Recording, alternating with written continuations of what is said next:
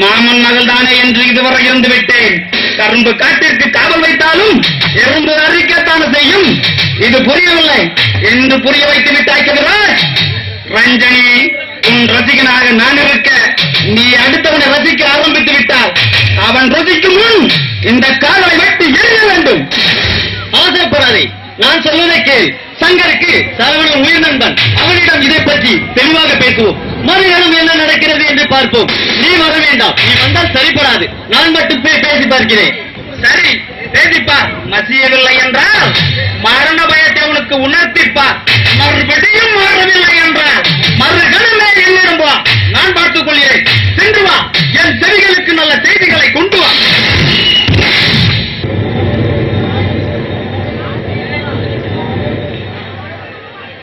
வாப்பா சரவணா, எப்படி இருக்க? நல்லா இருக்கேன். நீங்க எப்படி இருக்கீங்க? எனக்கு என்ன, ராஜா மாதிரி இருக்கேன். ரஞ்சனிக்கு மட்டும் ஒரு திருமணத்தை முடிச்சுட்டா என் கடமை முடிஞ்சிடும். இந்த காலத்துல அது ஒரு பெரிய விஷயமே இல்லையே. பொண்ணுங்களே காதல் கீதல் மாப்பிள்ளையை தேடி இருந்துருக்காங்க. என் பொண்ணு அப்படி கிடையாது. நான் என்ன சொல்லணும் அப்படித்தான் நடப்பா. என்னோட சந்தோஷம் தான் அவளுக்கு முக்கியம். எல்லா பெற்றோருக்குமே பொதுவா படுற ஆசைதான் இது. ஆனால் பொண்ணுங்க அப்படி நினைக்கணுமே. நீங்க உங்க பொண்ணு மேல வச்சிருக்க பாசத்துல இப்படி பேசுறீங்க. நீங்க நினைக்கிறதெல்லாம் நல்லபடியா நடந்துட்டா ரொம்ப நல்லது. சரவணா, நீ சொல்வதும் சரிதான். ஆனால் என் பொண்ணு காதலிப்பாக தெரியவில்லையே.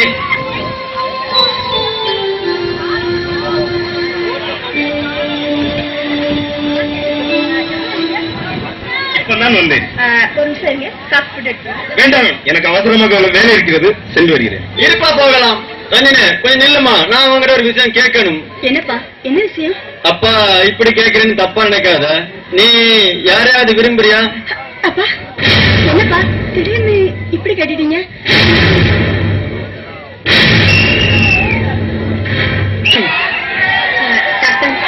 என்ன விஷயம்? அப்பா உடம்புக்கு என்ன பண்ணுது? என்ன ப்ராப்ளம்?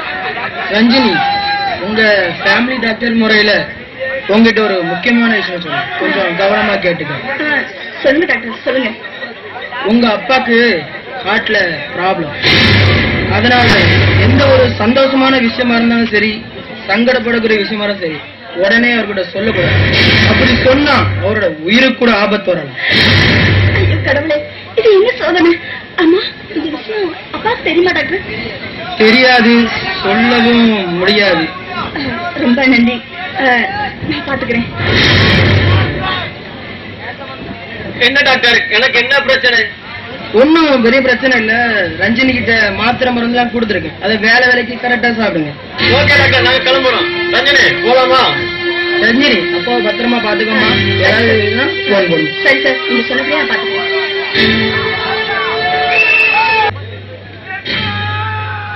என்னமா நான் கேட்கிறேன், என்ன பண்ணிட்டு இருக்க? ஒண்ணு இல்லப்பா, அது வந்து நீங்க ஏதோ கேட்டீங்கல்ல? இல்ல, நீ யாரையாவது விரும்புறான்னு கேட்டேன். இல்லப்பா, அப்படிலாம் எதுவும் இல்ல. உங்க விருப்பம் எதுவோ அதுபடிதான் நான் நடந்துக்குவேன். பார்த்தாயா சரவணா, என் பொண்ணு நான் என்ன நினைக்கிறேன்னா அப்படிதான் நடந்துக்குவா. எட்டாவது நம்புறியா? மாணிக்கவே பொண்ணாச்சே, அதுவும் மாணிக்கமா தான் ஜொலிக்கும். சரி, நான் வருகிறேன். சரிப்பா. யாருப்பா கடையில? ஏன்பா எவனையும் போயிட்டானா? என்ன பண்ணியா? நீங்க வாங்க வாங்க வாங்க. ஏய், நீங்க அண்ணாட தானே கிளம்பிட்டு இங்க என்னடா பண்றிய? அதெல்லாமனே கேட்கறிய. அண்ணன் ராசி இல்லைன்னு சொல்லித்தான் அண்ணா நேரம் விட்டுப்புட்டு ஐயப்ப நேருக்கு வந்தோம். உங்க கடதான் தெரியுதா? நான் வந்திருக்கவே மாட்டேன்ல. அப்படின்னா உங்க தங்கச்சி இது வரைக்கும் யாரும் பிடிக்கல. என்ன பேசுற? அவரு போட்டா பிடிக்கலங்கிறதா அப்படி ஷார்ட்டா கேட்டுட்டாரு. அண்ணன், இவங்க கிட்ட போட்டோ எடுக்கலன்னு பரவாயில்ல அண்ணன். வா அண்ணன், போகலாம். அண்ணன், அவசரப்படாதீங்க. இப்ப நாங்க ரொம்ப தெளிவா இருக்கோம். உங்க தங்கச்சியை எங்களை நம்பி தைரியமா உள்ள அனுப்புங்க. சரி, இவ்வளவு சொல்றீங்க.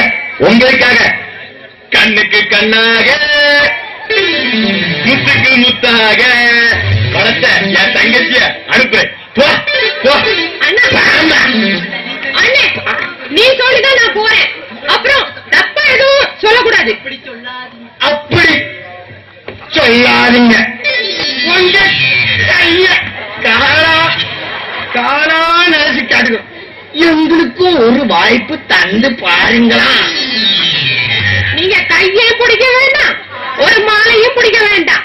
எதை எடுக்கணுமோ அது அப்படியே எடுத்தாலே போதும். இதுல நான் பல்ல வருத்தம் தெரியுது. கவலையே படாதீங்க. உங்க தங்கச்சியை நல்லா புடிச்சிட்டு அனுப்புவோம். உங்க தங்கச்சியை உள்ள அனுப்புங்க. டேய் அழகு, வேற பாட்டி வருதான்னு பாத்துக்க. ஏதாவது கிளையில் வந்தா நீ எடு. ஏதாவது திகழும் தான் எனக்கு ஒரு இவன 6 மாசமா வராத கட்சமா அன்னைக்கு வந்தவரு அத கிளவி நமக்கா பொங்கல் அவனுக்கா என்ன கணப்பா. ஆமா, இன்னைக்கு பிடிச்சா போட்டோ என்னைக்கு கிடைக்கும்? என்ன கரெக்டா 10 மாசத்துல கிடைக்கும். நீ எதை சொல்ற?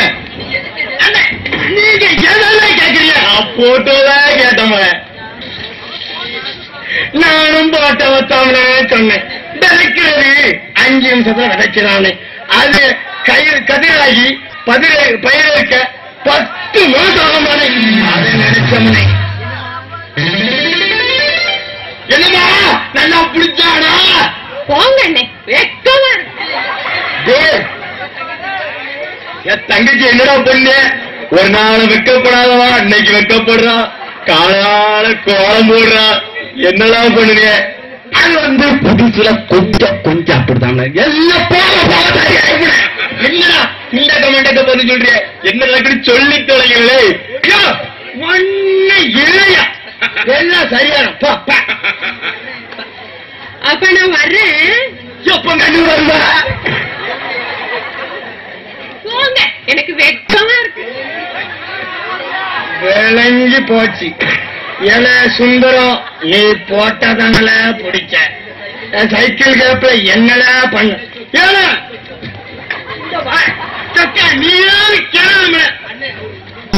அண்ணே, அவரு ரொம்ப நல்லவர் அண்ணன். அழகு, என் தங்கச்சி சொன்னதுதான். அவ பேச்சுக்கு மறு பேச்சு வரக்கூடாது. நீங்க பேசல சாப்பிடலாம் கொண்டு வேண. அடப்பாவி, 5 நிமிஷத்துல ஒரு குடும்பமே கவுந்துருச்சு. ஏண்டா என் கூட இருந்துட்டு எனக்கே குடி வெட்டுறியா? உன்ன கடப்பட்டம் பார்த்த ஒரே தட்டு தான். அடிக்காத.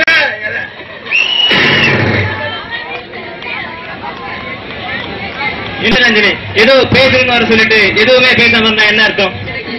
எனக்கு என்ன பேசுறதுன்னு ஒண்ணுமே தெரியல. நம்ம காதல் கல்யாணத்துல போய் முடியுமான்னு சந்தேகமா இருக்குங்க. உனக்கு ஏன் இப்படி ஒரு சந்தேகம்? ஏன்னா அப்பா இப்போ கல்யாணம் பேச ஆரம்பிச்சிட்டாரு. அதற்கு என்ன, நம்ம காதலை பத்தி சொல்ல வேண்டியதானே? அது எப்படிங்க திடீர்னு போய் அப்பா கிட்ட சொல்ல முடியும்? அவர்கிட்ட இப்ப இத பத்தி பேசினா அதிர்ச்சியில ஏதாவது அவருக்கு ஆபத்து ஏற்பட்டா அப்புறம் அது பெரிய ப்ராப்ளமா இருந்தீங்க. அப்படின்னா இதற்கு வழிதான் என்ன? ஒரு ஐடியா. என்ன ஐடியா சொல்லுங்க. வைத்து உங்க அப்பாவிடம் பேச சொல்லட்டுமா? அவர் ஜாலியா பேச போகதான் இவ்வளவு பிரச்சனைக்கும் காரணமே.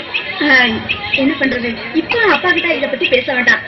நேரம் காலம் வரும்போது நானே அப்பா கிட்ட பேசிக்கிறேன். சரி, யாரோ வர்றது மாதிரி இருக்கு, நான் கிளம்புறேன். ஓகே.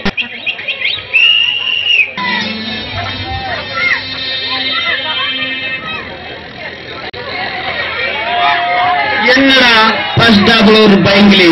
இது கூட்டு கிளியா இல்லை காட்டு கிளியா? கேட்டு பாருடா. அவ பச்சை கிளி இல்ல, அவ தலதோல் இருக்கால. அந்த பளபளப்பும் வலுவலுப்பான வடிவம் தான் என் வாலிப பருவத்தை சிலிர்க்க வைக்கிறது. என்ன விலையா இருந்தாலும் பரவாயில்லை, கேட்டு பாருடா. என்ன விலை நீ சொன்னா இப்ப சொல்லு. உன் காலு கீழே. அப்படி என்றால் அழைத்துவா. அள்ளி அழைத்து நான் அந்த புறத்து பள்ளி அறையில் பாத பூஜை பண்ணுகிறேன். அடியே அன்னைக்கிளி, போகலாமா? போகலாம்டா, போகலாம். போலீஸ் ஸ்டேஷன் போகலாம். கல்யாணிக்கிற பொண்ணுகிட்ட இப்படியே வம்பிழுப்பாச்சு.